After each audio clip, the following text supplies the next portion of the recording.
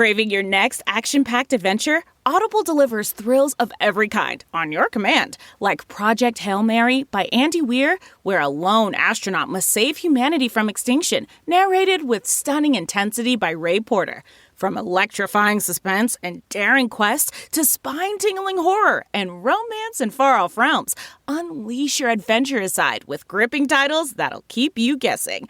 Discover exclusive Audible originals, hotly anticipated new releases, and must-listen bestsellers that hook you from the first minute. Because Audible knows there's no greater thrill than the one that speaks to you. Discover what lies beyond the edge of your seat. Start your free 30-day trial at audible.com/WonderyUS. That's audible.com/WonderyUS.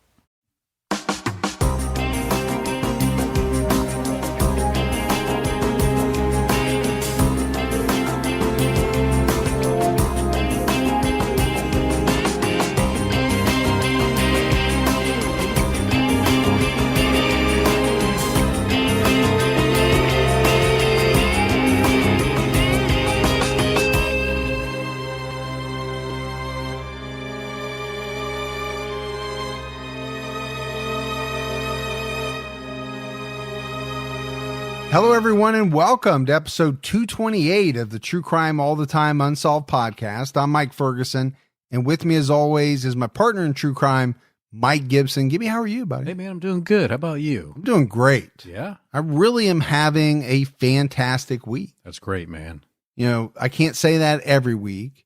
I'd like to. I'd like for you to say that every week. But this week has really been good. We take it while it comes, man. You got to. Yeah. You got to. Just roll with it. Let's give our shout outs first. For Patreon, we had Juso Lottinen. Hey, Juso. Paul Evans. Hey, Paul. Christina Gillis. What's going on, Christina? Nikki Redmond. Hey, Nikki. Sue H. What's going on, Sue? Gretchen Fisher. Hey, appreciate that, Gretchen. Deanna Lee. Hi, Deanna. Dan Watkins. What's going on, Watkins? Annalise Duvall. Hey, Annalise. Charlene McCann. You just go, I did for some reason. I'm leaving that in there. Hey, Charlene. Carla Unin. What's going on, Carla? Polly Allen. Hey, Polly. Allison. What's up, Allison? Just Dave. Good old Just Dave. Corey McMillan. Hey, McMillan. Celine Ventura. Ooh, Ventura. And KM Hudson. Kate Hudson, good job trying to cover it up. It's not actually you by putting KM instead of Kate. We got you. Appreciate you. And then if we go back into the vault, this week we selected Heather Chipman. Hey, appreciate that, Heather. Yeah, we appreciate the new support, the long-term support. We also had some PayPal donations from Eric West. Hey, thank you, Eric. Stephen Kessler. What's up, Stephen? And Kathy Anderson. Hey, Kathy. So, Gibbs, I do want to mention CrimeCon. Tickets are going fast. So, you know, if you're planning on going, go ahead and get those tickets. Go to crimecon.com. But make sure you use our promo code TCAT to get 10% off your standard badge price. Also, apparently last week in one of the episodes, we talked about CrimeCon over in the UK. We said we weren't going, and I think some people got confused and thought we weren't going to Vegas. Right. But we definitely are. We are Vegas bound. And we want to hang out with you, drink a beer with you. Let's do it. Play the tables with you. Exactly. Gibbs, we have an episode out right now on True Crime All the Time. We're talking about couple killers, James Marlowe and Cynthia Hoffman. Terrible people. Terrible people went on a murder spree in 1986. I said couple killers. They didn't kill couples. They were a couple who killed. Yeah, I think I got that. Yeah. Well, I knew you did because you know the story. Well, that's true. I didn't want to mislead any of the listeners. I thought you were just going to say because I'm so intelligent. No, I didn't say that. But definitely make sure you check that out. All right, buddy. Are you ready to get into this episode of True Crime All the Time Unsolved? I'm ready. We are talking about the murder of Shannon Paulk. So we're headed to Alabama. 11-year-old Shannon Nicole Paulk went missing from her Alabama mobile home community in the small town of Prattville on August 16th, 2001. Tragically, she was discovered murdered 2 months later when hunters found her remains. Despite the intensive efforts by the family and the Prattville police, her case has grown cold. and her killer remains unidentified after 20 years. Shannon Paulk was born on May 8th, 1990. She lived with her mother and sister in their mobile home in the Candlestick Mobile Home Park in South Prattville, Alabama. She was described as an energetic and outgoing girl who never met a stranger. She visited with all her neighbors in the trailer park. She was always looking for playmates among the older children, and a lot of times, Gibbs, she would just go around and talk to the adults. She often volunteered to help her elderly neighbors with chores. She truly was a social butterfly and just a really good kid. Yeah, I mean, when I hear this, it makes me kind of think of Sandra Cantu. A little bit. Yeah. Yeah, because we're in a trailer park. You know, we've got a very young girl who was outgoing, friendly. Yeah. When you hear that term, never met a stranger, you know, the first thing that kind of flashes into my head is, man, that's awesome to live your life like that and be able to talk to people, meet people, have conversations. But very quickly, the next thing that goes through my mind is, okay, that can be dangerous. It can be. Especially when you're a young child. I mean, when you're young like that, you can be naive. Yeah, I know some older people that are naive as well. Why are you staring at me? No, just because you're across the studio from me.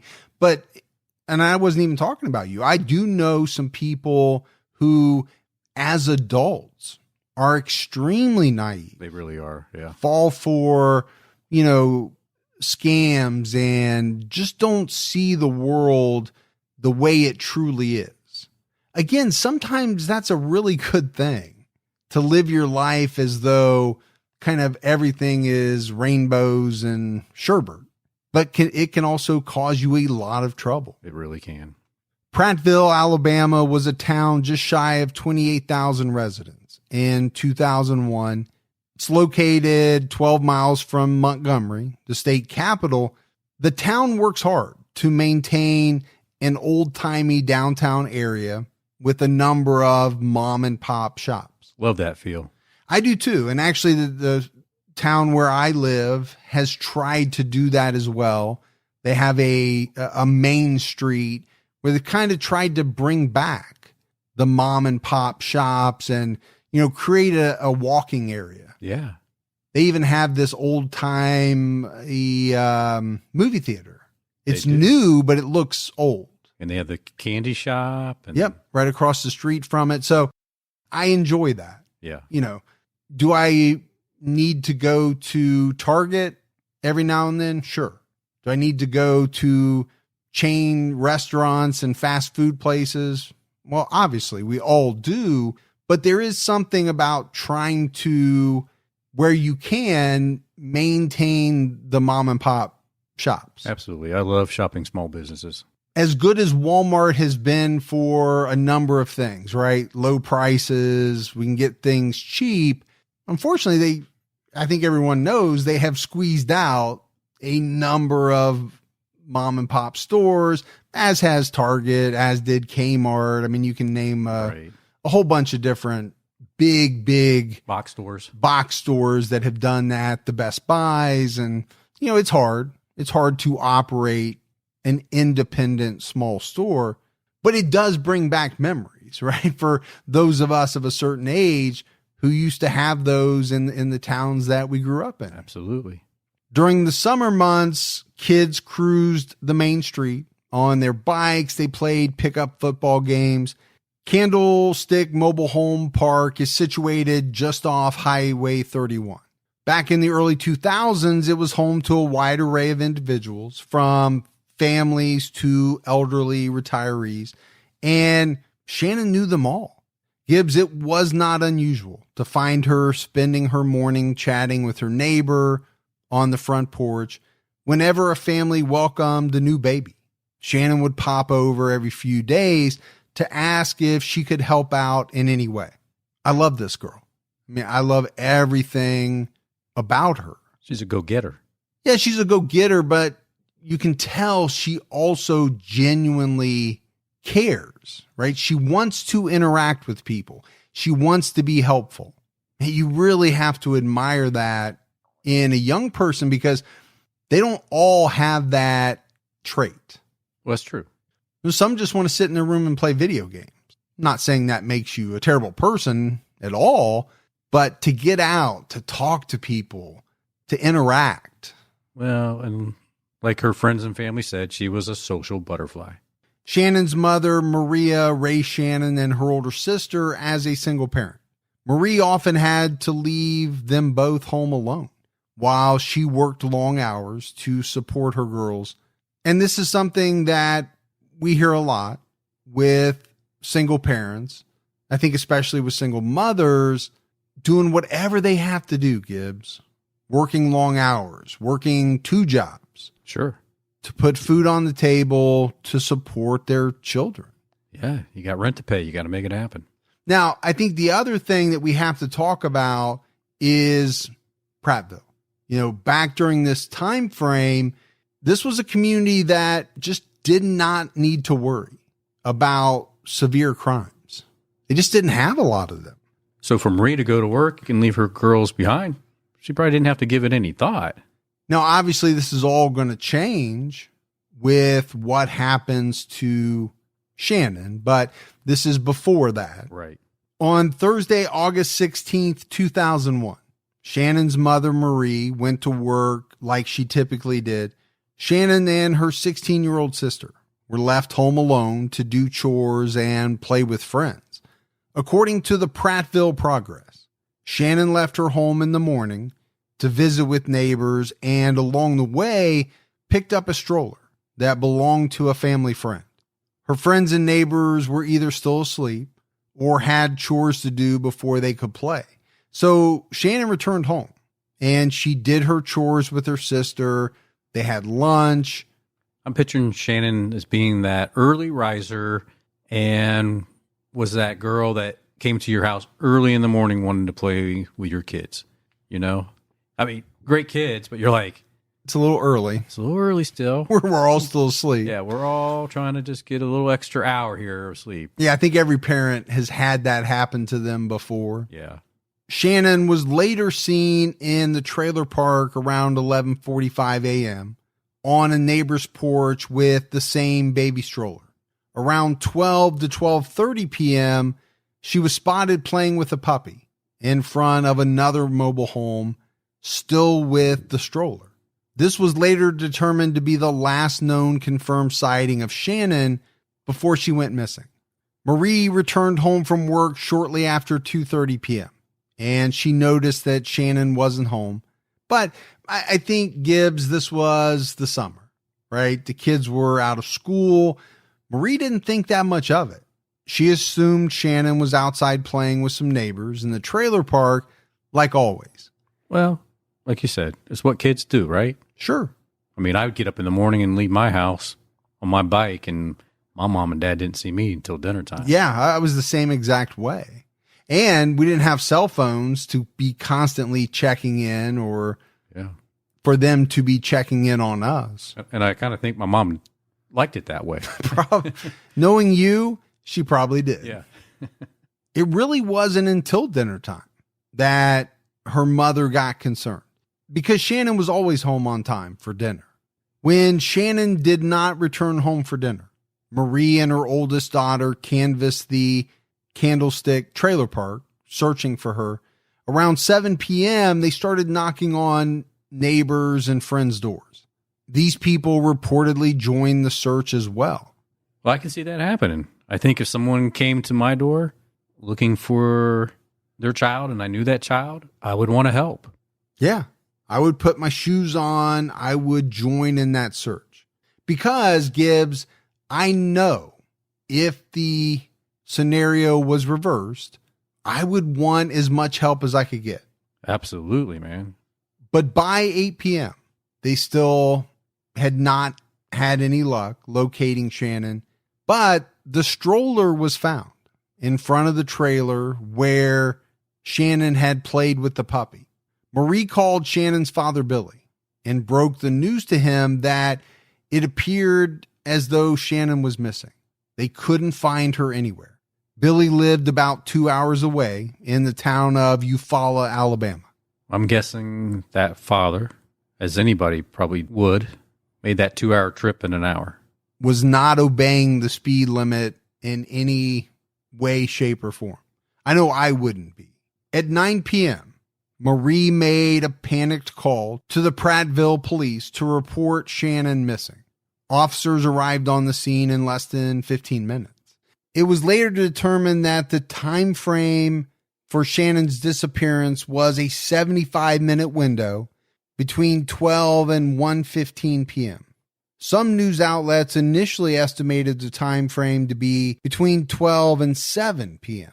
when Marie began to search for her.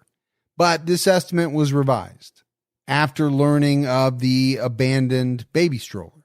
Police theorized that after collecting the stroller and bringing it with her as she made the rounds of her neighborhood, it was doubtful that Shannon would have abandoned it in the road voluntarily. That makes sense to me, right? Why would you go out that morning, get your hands on the stroller, take it everywhere you went, and then say, I'm done with it. I'm going to leave it here, and then go on to do something else? Why wouldn't I take it at least back home? Yeah, so I get where they're going with that theory. It does make sense. The description police were given of Shannon was that she had sandy brown hair with green eyes. She was 5 feet tall and weighed about 83 pounds. She was last seen wearing an orange halter top and blue jean shorts. So then, obviously, Gibbs, the question became, what happened between 12 and 1:15 p.m.? And there were even some reports that shortened that time frame to about 45 minutes, from 12:30 to 1:15 p.m. But either way, you got to ask that question. During that time span, what happened to Shannon? The following day, Friday, August 17th, the Prattville Police Department, the County Sheriff's Department, and others began an intensive ground search for Shannon. They even called in search dogs to assist. The fire and rescue departments searched all the surrounding ponds, lakes, and rivers with boats for any signs of Shannon. The police had 2 helicopters performing air searches for her. Friends and family distributed thousands of flyers in and around the community to bring awareness and leads. And Gibbs, this was all just on day 1. Yeah, how amazing is that of the authorities, the community, family, friends, everybody turning out for this little girl to try to figure out, where is she? What happened? Yeah, so for me, it's 2 things, right? Number 1, you have law enforcement. You have authorities who are paid to do all of this, but they jumped on it very quickly. And you have to look at the amount of resources that were brought into the search right away. And then number 2 is the community and how many people came out to help. Yeah. You know, you and I, we've done so many cases where, okay, the search doesn't happen for 3 days, 4, 5, a week. Yeah. And those are always heartbreaking because we talk about how important it is to get moving right away. Critical. And here, you know, what you're seeing is they did get moving very quickly, and they allocated a large amount of resources to the search for Shannon. Some leads came into the police that Shannon was seen talking to a man that no one recognized. So I think Gibbs, pretty early on, and probably after some of those types of leads came in, the police were concerned that Shannon Paulk was most likely abducted from the Candlestick Trailer Park the day before. The Prattville police called in the FBI, and the FBI arrived on Saturday, August 18th, the very next day. Again, very fast response. It's a fast response, and I know I've said it before, but I'll say it again. I have a lot of respect for local law enforcement who are willing to call in others, because in a lot of cases, it doesn't happen. Right. You've got a local law enforcement agency who says, no, this is our case. We can do this. We don't want help from anyone. Okay, maybe you can, maybe you can't. Do you think you might be more successful with the help of the FBI, the county sheriffs, right? As many agencies as you can get? Because there's going to be agencies that have experience in this. And resources that maybe you don't have. I just think it's your responsibility to utilize every means possible to find the missing person. I absolutely agree. I just think it's so imperative that agencies don't get so stubborn, that they view asking for help from outside agencies as a bad thing. Because I don't think anybody thinks it is but them. The FBI interviewed Shannon's family members and relatives pretty intensely, and several of them even took a polygraph test. Now, the results of those tests were never disclosed, but I think since investigators never pursued any family member or relative, it's probably safe to assume, Gibbs, that they were cleared. I think if there's something there, the public would have heard some buzz about it. The investigators went door to door in the Candlestick Mobile Home Park. They received thousands of tips just in the very first week after Shannon disappeared, and they worked every lead that came their way. At the same time, volunteers continued to distribute flyers and were tying yellow ribbons around everything they could to show support and try to keep Shannon's disappearance on everyone's mind. Well, I think that's crucial, right? I mean, you don't want people to get back into their normal routines and forget about what happened to this little girl. Because it's easy to do. It is easy to do. It's like, well, I went and helped that one day. Back to my life. I did everything I can do, and now I've got to go back to work. I think the other side of that is, not everybody watches the news every night. And so you can't rely on that and think everybody knows about it. Right. You got to try all kinds of different ways. Yeah. Posting flyers, tying yellow ribbons. Okay, what's that yellow ribbon for? Now I want to find out. Exactly. It sparks a conversation. But the week after Shannon's disappearance, the search efforts started to slow. I mean, I think first off, Gibbs, they just were not turning up any leads. There were no answers to what might have happened to Shannon on that day of August 16th. A spokesman for the Alabama Bureau of Investigations, which had joined the search, told the Prattville Progress that on average, 115 children under the age of 17 are abducted every year in the United States. Not a great number. I thought it would have been higher. I was going to say the exact same thing. And I know that sounds horrible. 115 is a terrible number. But if you would have asked me to pick a number, I would have picked a higher number. Now, anything higher than 0 is too many. We know that. But if I'm being honest, I would have thought the number was higher. Yeah. According to the Montgomery Advertiser, shortly after Shannon's disappearance, the authorities investigated 2 men who lived in the Candlestick Trailer Park. 41-year-old Ty Foster had recently been arrested for sexually assaulting a 9-year-old boy. He had 3 previous counts of sodomy on his record, but investigators couldn't find any ties between Foster and Shannon. He was never charged in her disappearance. As we talk about these individuals, I can't help but go back again to Sandra Cantu and think about how many bad people were living in her community, the trailer park she was in, when they investigated her disappearance. Yeah, I thought of the exact same thing. Now, I can see why police would be very interested in looking into this guy, Ty Foster. He was arrested for sexually assaulting a 9-year-old boy. The one question I had, Gibbs, is how do you have 3 previous counts of sodomy on your record, and yet you're out walking around?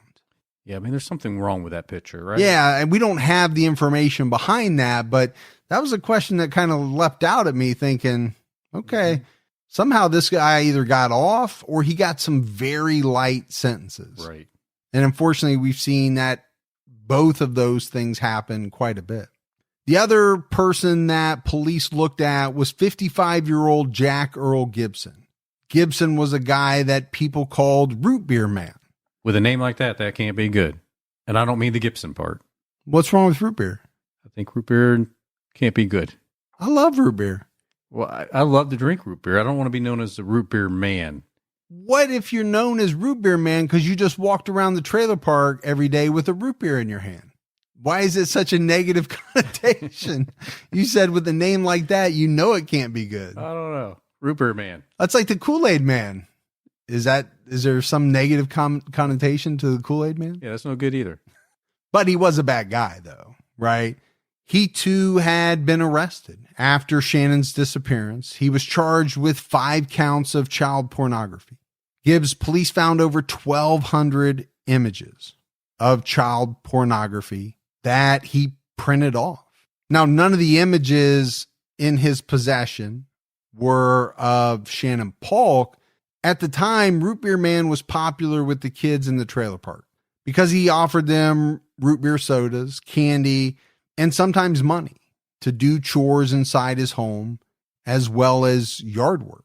Okay, now I see where maybe the root beer nickname gets its negative connotation. Yeah. Hey, kid, you want a root beer? Come over here and clean my house, please.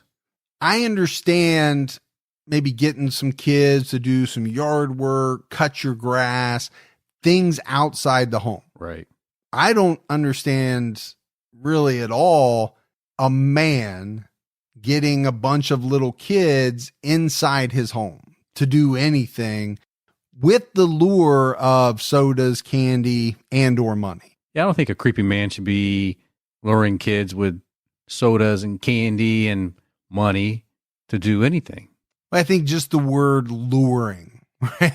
That has such a negative connotation, and it, it goes hand in hand when you're talking about candy and all that, right, to child molesters. It just does. I mean, that's the first thing that comes to mind. And then Gibbs add in the fact that this guy was into child pornography. Well, you can't help but put 2 and 2 together.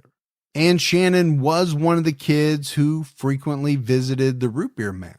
Shannon had cleaned his place a few times for money.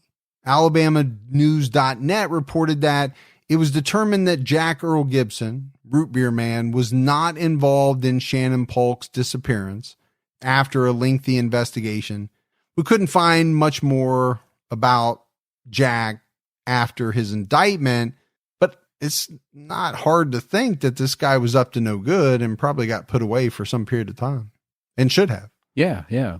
But like I said, another bad individual in that community. The authorities who searched for Shannon logged over tens of thousands of hours looking for her, but they failed to develop any leads. And then Gibbs, the timing of the ongoing investigation suffered a setback.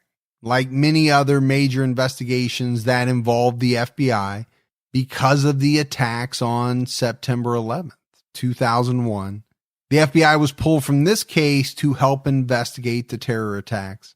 And man, we've done a number of cases around this 2001 timeframe that were hampered because of the September 11th attacks. Yeah, the FBI just had limited resources. Well, and, let's face it, that was such a big thing. It really was. I mean, all attention went to that. And you can't really blame anybody for that. It was catastrophic.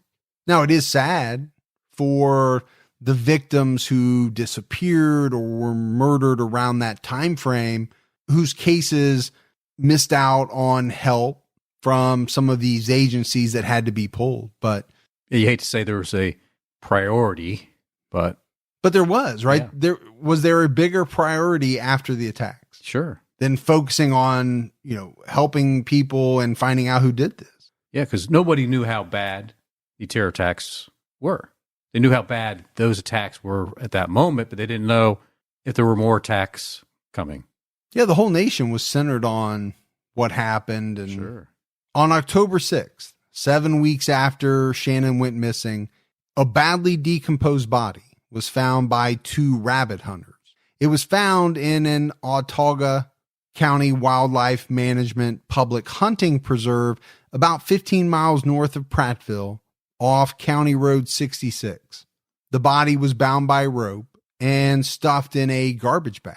The authorities identified the body as 11-year-old Shannon Paulk. So, as happens in many cases, authorities shifted from trying to locate Shannon to trying to find her killer. And it's probably an understatement, Gibbs, to say that the community of Prattville was enraged by the abduction and murder of Shannon. I'm sure there's a word better than enraged. I can't think of it. Right. And the investigators were just as upset about it. Of course, it had to be, right? Yeah, I don't know how that works for investigators, but it has to be very tough. You're spending so many hours trying to find this missing little girl. It's probably all consuming for some of these investigators. And then you find out that she's been murdered. Right. So obviously you have to switch gears, but it has to be extremely tough to put so much effort into this the whole time thinking we're going to find her. Yeah. We're going to find her. Well, she's found, but she's no longer alive. Right.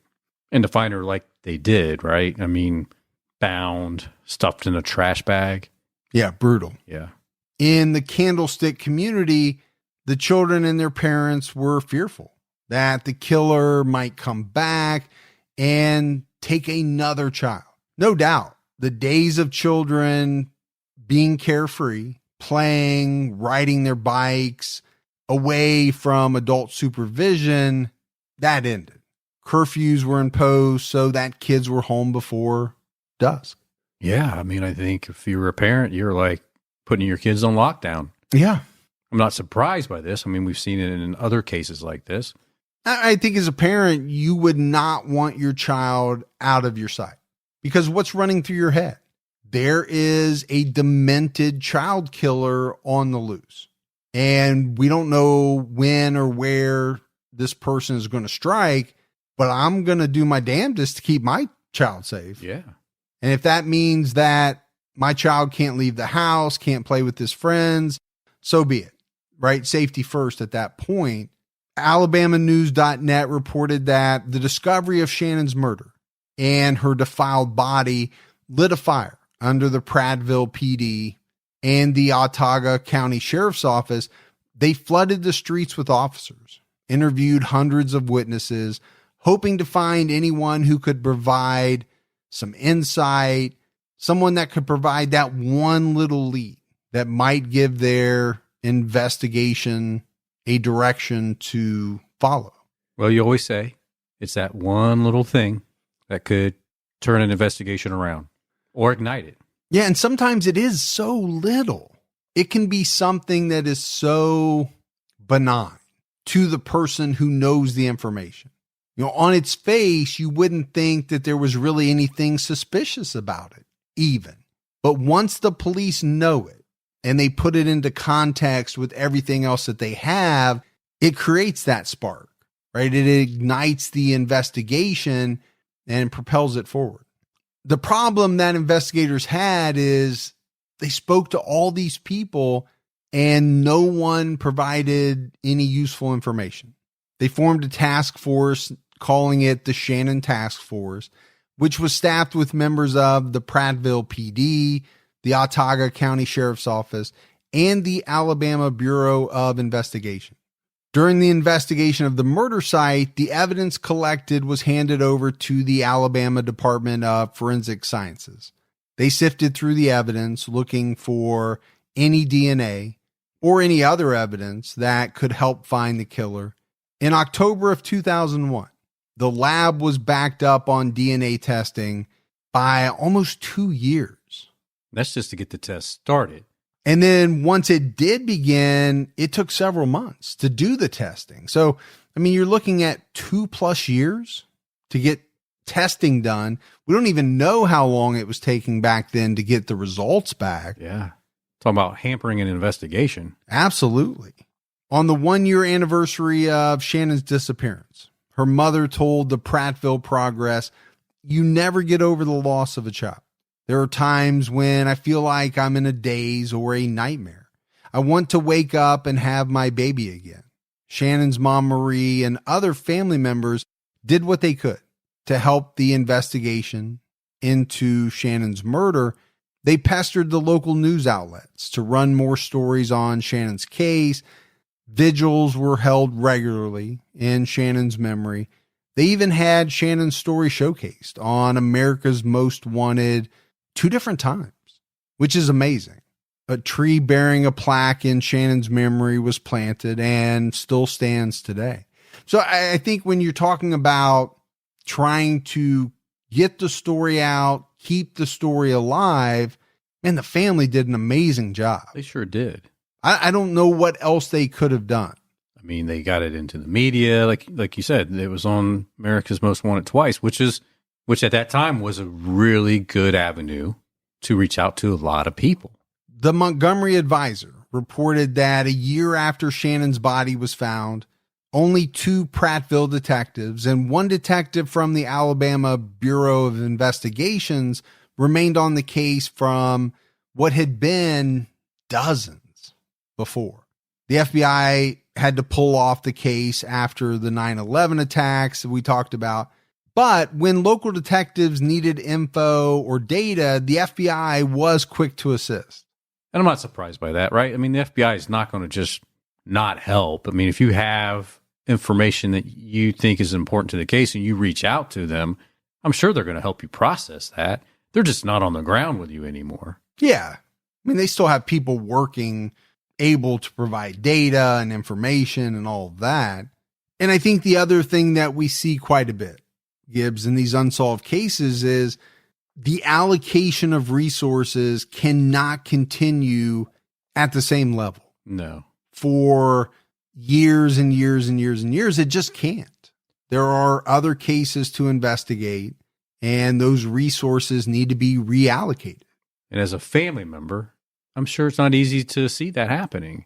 You know, when you're seeing all these detectives constantly working on your daughter's case, and then you slowly see that it's down to just a few detectives now. I mean, I think you feel a little deflated. Yeah, I think you would. But, Marie told the Prattville Progress that she had noticed more abduction cases on the news. She said, "I don't want to watch the news or read about the abductions, but I can't help but watch them. I feel like I know what those parents are going through and wish I could help." So I think from that statement, I don't know that for sure that she felt this way, but I would assume that she had to have understood that there were more abduction cases. There have to be detectives working those as well. They can't all be assigned indefinitely to her daughter's case. Yeah, and I think maybe you could theorize that them working on those other cases could potentially help solve your case. That's a great point, because you don't know what cases are connected. You don't know if there is a serial child abductor, a serial child killer out there. And even if it's not one person committing all these abductions and murders, maybe the person that killed your daughter abducted someone else. They catch that person. They find evidence that proves he killed your daughter. Yeah. And really ties it all together. So I think the point that you're making is a really good one. In the years that followed, the task force went through a dry spell, very few leads in the case. There was some initial interest when in 2006, they learned that 2 other girls, 11-year-old Teresa Dean of Macon, Georgia, and 11-year-old Heaven Ross of Northport, Alabama, were abducted under suspiciously similar circumstances in August of 1999 and August of 2003. And I think is when you look at all 3 of these cases, all 3 girls were taken from the trailer parks where they lived. All were walking alone when they were abducted, and all were of a similar race and appearance, same age, same hair, and they all had a slight build. Shannon, Teresa, and Heaven were all taken in mid-August, almost 2 years apart. In each case, commercial road construction and bridge work had occurred near the trailer parks during the times when the girls were abducted. The task force worked with law enforcement in those cases to see what connections might exist that could help them in Shannon's case, but the three agencies eventually determined that the cases were not linked. Neither Teresa Dean's nor Heaven Ross's bodies have ever been found, and their cases remain unsolved as well. So I get it. They did all this work and they eventually figured out that the cases were not linked together. But man, when you look at it on its face, there's a lot there. There really is. When you're talking about mid-August. Okay, what does that mean? Could it be a teacher? We haven't started school back yet. Right. Could it be somebody who travels through the area on a regular basis and happens to be there mid-August every few years, every year? Could be one of these road construction workers, bridge construction workers. Yeah, and I think that's a very interesting fact all on its own. Yeah. You know, obviously road construction, bridge work's happening all over the place, but to have it happening near these trailer parks where all three of these girls were abducted, you got to start thinking, you know, where has this company, was the work done all by the same company? Was a person maybe employed by different companies in different years in different states? There's a lot there, but they couldn't link it.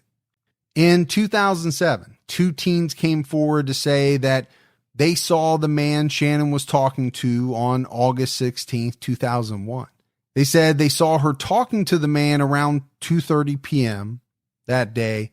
They described him in detail, and the police had a composite drawing made up.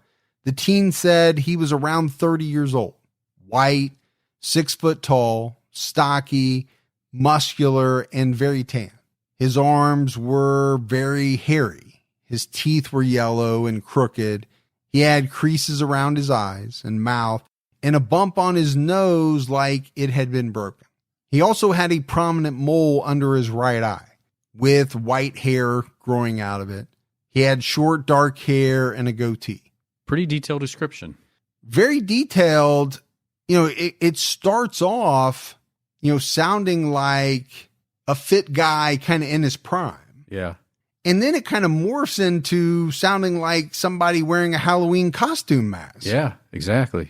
It just seems like a lot of details to remember from looking at somebody in a short period of time and recalling it 6 years later. You know, for me, first of all, why did it take 6 years for these individuals to come forward?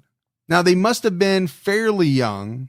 You know, it just says teens. We don't know how old they were in 2007.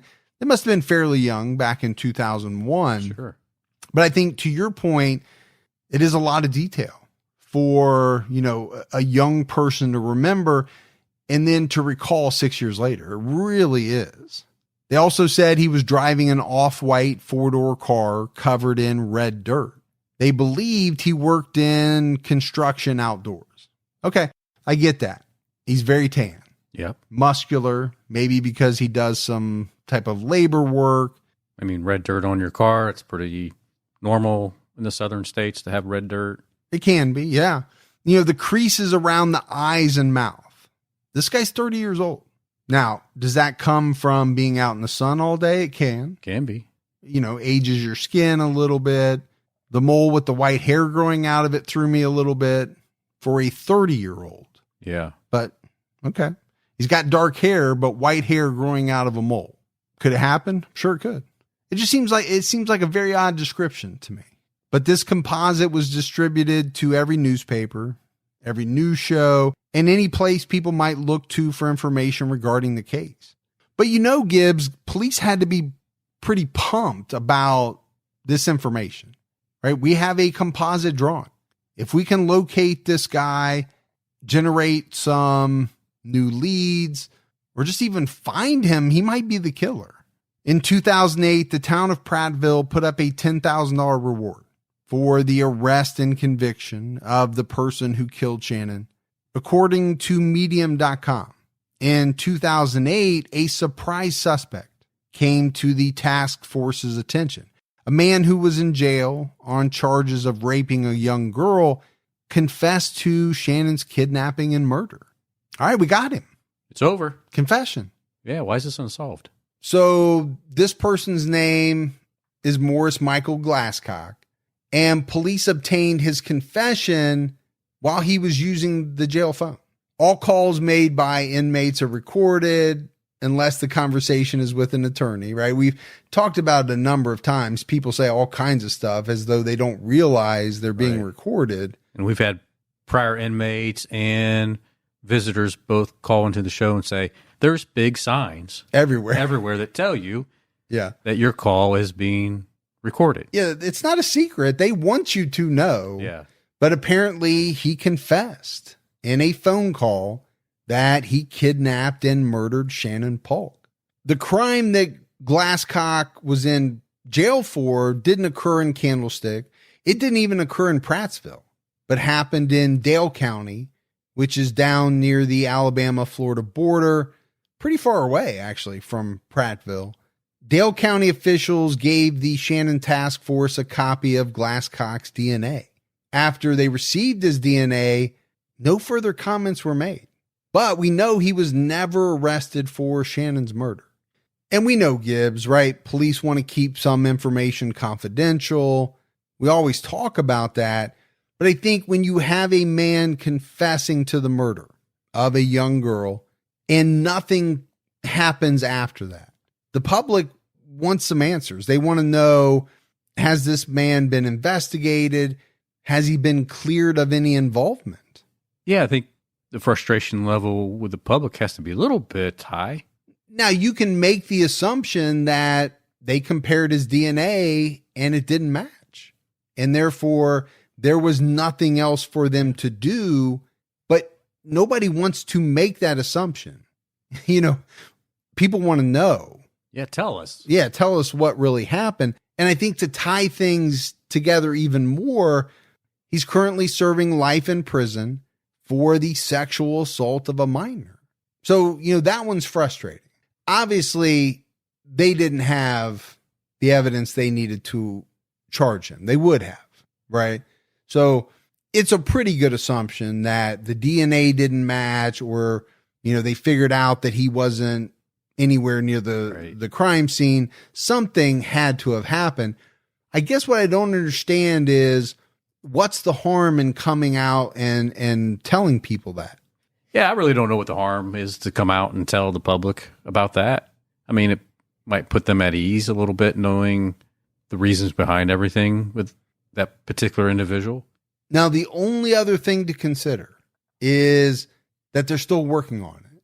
But they know where he's at. Yeah, they know where he's at. He's not going anywhere, but it's been like 13 years. Yeah. So you would think they would have either figured it out or not. I think they have figured it out. For some reason, they just don't want to share the information. And why would Glasscock even confess to it? What was he trying to get out of this at that time he made that confession? I don't know. I mean, he clearly wanted something. Maybe to be relocated to a better prison. Maybe say, hey, I don't want to be in this prison. I want to go over to that prison. Maybe. Yeah, I think, you know, we don't know who he was talking to. If we knew who he was talking to, we might have a better idea of why he might say that. You know, is he trying to build up some street cred? Is he trying to look tougher than what he really is? Badder than what he really is? I don't know. Yeah. But what we do know is that Shannon's case went cold again. Then in 2017, the task force got some bad news. The composite image that they had relied on for leads for quite some time turned out to be incorrect. Basically, the details that they were given were lies. The man police had been seeking for over a decade didn't exist. According to AL.com, District Attorney Randall Houston stated, new information has come out proving that the composite is not credible. For 10 years, police had been chasing a figment, It was later disclosed that the sketch was based primarily on the report of two neighborhood teens, one of which later as an adult admitted to fabricating the information, believing that it helped police to stay motivated. Wow. Yeah. So I think when you go back and look at the details again, now it makes more sense as to why they're all over the place. Yeah, just too many details that just didn't add up. But when you're trying to get any possible lead, any possible momentum in a case, you're going to take it and run with it. Well, why would you think that two teens would come forward and just completely make up information? Why would they do that? Now, obviously it happened, but can you blame the police for trusting them, having the composite made and putting it out there? I would think they would be derelict in their duty if they failed to do that. Right. I think the problem is that these two teens, thinking that they were helping this case by trying to motivate the police, instead they end up hurting the case. Because if you're saying, this is the guy, this is him, this is who we saw. Mm-hmm. Well, now you got Joe Public and police and other authorities looking for that person only. Well, this is the person. Focus on that, not these other individuals. Yeah, and are they excluding people who don't fit the composite? Yeah, well, he's got beautiful teeth, man. He has no funky mole. They're not yellow. Yeah, so it can't be him. There's not white hair protruding from this mole. Yeah, he's not tan. Mole. You'd have to go there, didn't you? I did. I can't. That was the one part I couldn't get over. Yeah, strange. So, Gibbs, there's no doubt police were devastated to learn that essentially they'd been chasing a red herring for 10 years. So they're asking the questions, right? How many tips were not called in because the person didn't have a distinctive mole under their right eye? They didn't have yellow teeth. They didn't have this. They didn't have that. Yeah. It's impossible to know how much damage this actually did to the investigation during that 10-year period. But there had to be some form of damage. A lot, I would think. The Montgomery Advisor reported in late 2017 that enough evidence was eventually collected that the district attorney impaneled a grand jury of 18 citizens to review all the evidence, suspects, reports, and notes to see if it was possible that some person of interest could be charged with Shannon's murder. Police and prosecutors were optimistic that this was their best chance to solve the case in 16 years. The grand jury met multiple times and even had their session extended beyond its original time period. But they were unable to identify Shannon's potential killer. Now, they were able to eliminate a few persons of interest, but that was about it. And I really don't quite understand this. I get taking information to a grand jury. I always thought that normally it was, you have a very strong suspect. Right. Here's all the information. Does the grand jury think that we have enough to move forward? This seems more like a fishing expedition. Exactly. Like, here's everything we have in our file. See what you can make of it. We don't know what we have here. Once you guys look at it, I mean, you're 18 members of the community. Maybe you can go through it and come up with something. Yeah, it seems strange. Maybe I'm missing something, but it doesn't surprise me that the grand jury would say, we don't have anything here. Yeah. We looked at a couple of people and I think we can rule them out, but how are 18 citizens going to do something that the police and prosecutors haven't been able to do in 16 years? I just didn't get it. I mean, when you have, like you said, you got your police, your county sheriff, your state police, all looking at this. ABI. Yeah. And then, like you said, your prosecution team, and if they can't figure it out, why would Joe Public be able to figure it out on top of it? But we have a lot of professionals in that arena, and somebody will, I'm sure, write or call in and tell us where we're wrong. The kidnapping and murder of 11-year-old Shannon Paulk remains the talk of the town in Prattville, even 20 years later. That's how big this case was and still is to that community.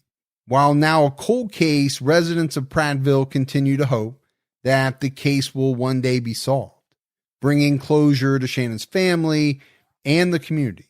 The reward was raised to $20,000 when $10,000 was contributed by actress Polly Perrette of the show NCIS, who lived in the area during her childhood and wanted to help find justice for young Shannon and her loved ones. If anyone has information about the case, we urge you to come forward. The Prattville PD can be reached by calling 334-595-0208 or 866-814-9252.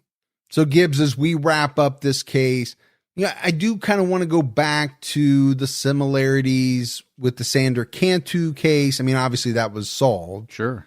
But then throw in these other two abductions that happened at trailer parks, the construction, the bridge work. I get it that they ruled that those were not connected. Man, that is a lot of coincidence to me. I mean, when you look at the fact that the girls were the same age, the same look, happened around the same time, 2-year span. Yeah, it wasn't even just around the same age, right? They were all three exactly 11 years old. Yeah, exactly. So, yeah, 2-year span. To me, that's almost like, I don't know. Is this a killer? If it was the same person, I'm just kind of throwing out things. Right. Is this a killer who, can put the frog demon at bay for a year or two? Or is this a person that every few years in that area or around that area has an opportunity, a little bit of freedom? They're in the area, and maybe at other points in time, they're somewhere else. Well, exactly. And they're doing the same thing in those other areas, and authorities just haven't been able to tie those together yet. So maybe there's not a 2-year gap. Maybe there's only a 1-year gap. Maybe there's not even that in other areas. Exactly. This could be a traveler who happens to be in that area in August every 2 years. Again, all we have right now are theories and supposition. We'll throw it all out. Yeah. Because I think you have to in cases like this and talk about it. But it's obviously sad. You've got a little girl who was so bubbly, so full of life, eager to talk to everyone in the community, never met a stranger, right? Yeah. Her family said that. Her life ended so young that, these are tough ones. It really are. It's tragic for, her older sister, her mom, her dad. Never got to see Shannon grow up. Yeah, that part was always going to be tragic once it happened. Yeah. How much does it add to the tragedy that so many years later, no one knows who did this to her? I think it has to, right? Solved versus unsolved cases, tragedies all the way around in everything that you and I talk about. Absolutely. That not knowing, though, we've heard that from victims' families. Yeah. Obviously, the loss of their loved one is horrible, but that never knowing, people going to their grave, never knowing what really happened and who was responsible, that's very tough on families. Now, the fact that ABI has DNA in this case, I think that is potentially promising. Well, if you have to pick between having DNA and not having DNA, you always pick DNA. Yeah. I think, unfortunately, a lot of times we talk about DNA and think of it as this magical, mystical thing. It's a great tool, but it doesn't solve every case, because you and I have been doing quite a few unsolved where they have DNA. Right. But you need the other part of the equation. You need that person's DNA to be somewhere in a database that you can, so you can get a match. Now, there's always the genetic genealogy, and I know I keep talking about it, but it's doing big time things. We're hearing a lot about it. But that's it for the case of Shannon Paulk. We got some voicemails, Gibbs. You want to check those out? Yeah, let's hear them. Hi, my name is Tiffany, and I'm calling from Savannah, Georgia. I've listened to all the TCAT, and I'm working my way through TCAT Unsolved right now. And I just listened to the Jack the Stripper episode, so I'm sure people have called you and told you this already, but nobody, literally no one in the South says cousin. No one. I've lived here most of my life. There are some very rural areas in Georgia. Some people have some very southern accents, and not a single person that I have ever encountered in my life says cousin. So you have to stop blaming that on the South. That's just a Gibby thing. I just had to say that, friends. I just had to make that known. All right, stay safe and keep your own time ticking. All right. I officially love you for calling in and leaving that voicemail. So here's what's so funny about that, Gibbs. In my heart, I know she's right. I said it. She said it. But it doesn't stop the number of emails I get and have gotten over the years of people saying, oh, Gibby's right. I know so-and-so, and he says cousin. Yeah. Okay. Maybe that's true, but that doesn't make it right. I think she might have been my cousin. You have fans who will come to your aid no matter what. And those are good fans to have. I love them. But you're wrong. Hey guys, I'm actually not going to give my name because I have a very unique name, and my husband and I are both actually in the crime units. I work for the Highway Patrol at the Light and Parade Criminalist, and he's the prosecuting attorney. But I actually am very excited to give you a call because I always wanted to give you guys a call in regards to Edward Adams' case. You guys were questioning about taking body measurements and all that kind of stuff. That was actually a very common thing at the time. It's called Prattville method or anthropometry. But in 1903, William West case out of Leavenworth, Kansas, they had a Will West come in and they were like, he's already in our jail system. And no, they had two guys that looked exactly the same name and everything. They think it might have been someone that was like long lost twins. But other than that, I just wanted to say, great job, guys. I'm always impressed with your knowledge in regards to the science and even the law, especially explaining it in layman's terms. So great job, so kudos to you. Also, I just wanted to say I'm one of those weird ones that really, really love the unsolved crimes. One, because I don't have to hear all the nasty, gory details because we don't always know them yet. And two, I do like a good mystery to try to solve, obviously, since I'm one of the ones that helps give our police officers leads. Well, again, just thanks for all you do, and I will continue listening. Man, I love it when they drop some jargon on us and the knowledge. Knowledge like that. We always do, right? People have a lot more knowledge than we do in certain areas. There's no doubt about it. And she says we explain it in layman's terms. That's all we can explain it in because we don't know any more than that. But we appreciate what you do just as much as you appreciate what we do. She could be my cousin too. But she won't be. Hi, Mike and Gibby. My name's Logan. I'm from Victoria, BC, Canada. And there's it's a solved murder case that took place roughly less than a mile away from my house here.